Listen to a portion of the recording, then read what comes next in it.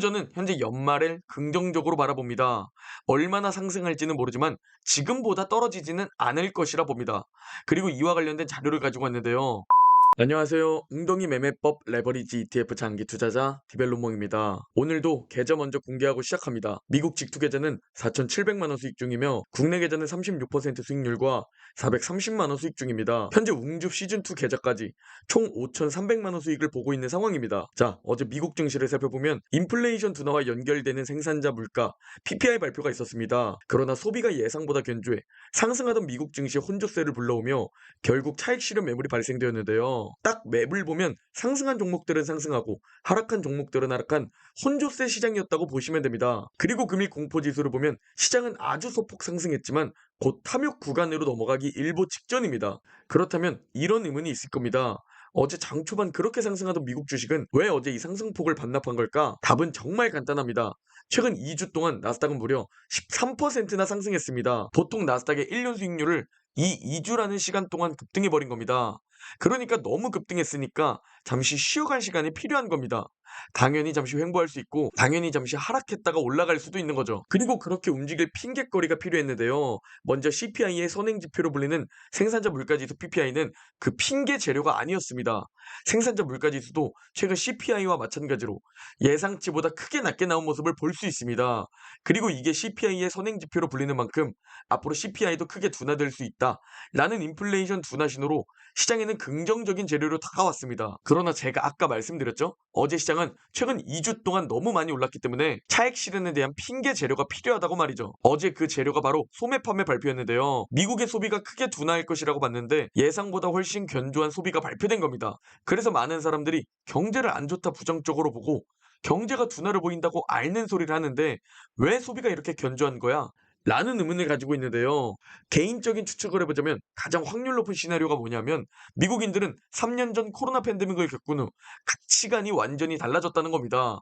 주변 사람들이 정말 많이 쉽게 죽는 것을 본 미국인들은 아끼다 똥된다 라는 가치관이 생겼다는 것이죠.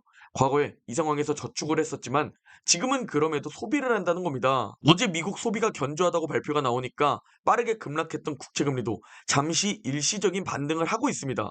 저는 어제 시장의 상승폭을 말아내리고 국채금리가 반등하고는 있지만 이는 현재 일시적이라고 보고 있으며 결국 다시 연말 랠리로 가지 않을까라는 낙관적인 뷰를 가지고 있습니다. 왜냐하면 가장 중요한 인플레이션이 잡히고 있기 때문이며 이게 연준의 긴축과 연결되는 핵심이기 때문입니다. 그래서 투자자들은 어제 견조한 소비 발표에도 100% 금리를 앞으로 동결할 것이다 라고 확신하고 있으며 내년 5월과 6월 중순쯤에는 금리를 인하하지 않을까? 라고 바라보고 있는 상황입니다. 그렇다면 연준 위원들은 어떻게 생각하고 있을까요? 먼저 토마스 바킨 연은 총재 발언 핵심 내용을 공유드리면 우리 연준은 인플레이션 둔화에 있어서 실질적인 진전을 이루고 있다. 그러나 인플레이션이 2%까지 순조롭게 내려올 것이라고는 확신하지 못한다.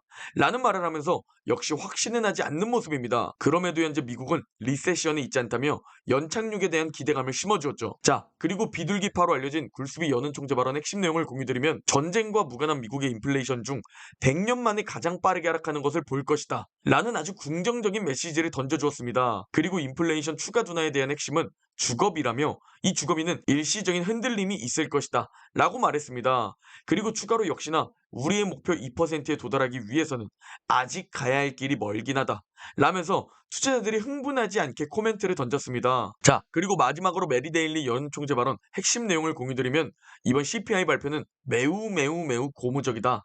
우리의 인플레이션 목표 2%로 가기 위해 충분히 금리를 올렸는지는 불확실하다. 우리는 시간을 가져야 하며 급히 결론을 내리거나 공표하면 안 된다.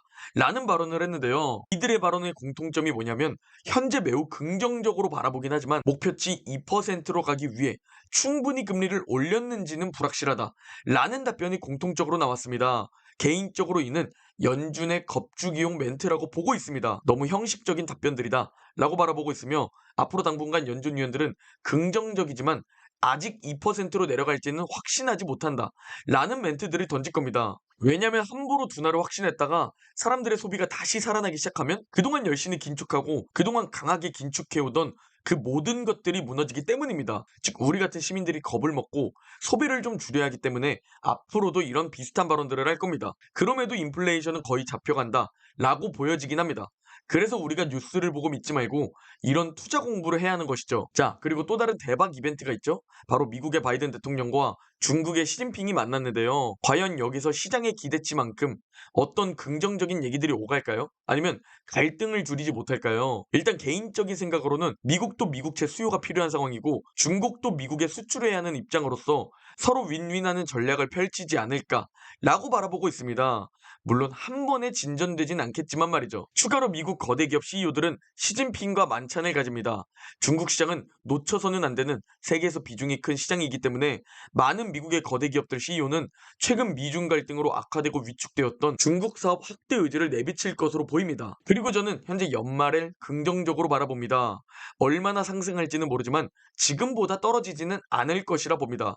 그리고 이와 관련된 자료를 가지고 왔는데요. 올해 현재까지 218 거래일이 지났습니다. 그리고 과거 미국 주식이 이만큼 거래일이 지났을 때 그리고 수익률이 10% 위로 올라가 있던 과거를 살펴보면 과거 총 34번의 해가 이렇게 상승했었는데요. 이때 연말에 어떻게 마감했나 라고 과거를 살펴보니까 34번의 과거 데이터 중 단 3번만 아주 소폭 하락한 모습을 볼 수 있고 그 외 나머지 31번은 크게 상승하거나 적어도 소폭 상승했다는 것이죠. 즉 90% 확률로 상승했다는 것이고 평균 추가 수익률은 3.5% 정도입니다. 여러분, 최근 2주 동안 너무 많이 올랐는데 오늘은 왜 안 오를까요? 오늘은 왜 떨어졌을까요? 라는 욕심을 부리면 안 됩니다. 투자라는 것은 조급하면 지는 게임입니다.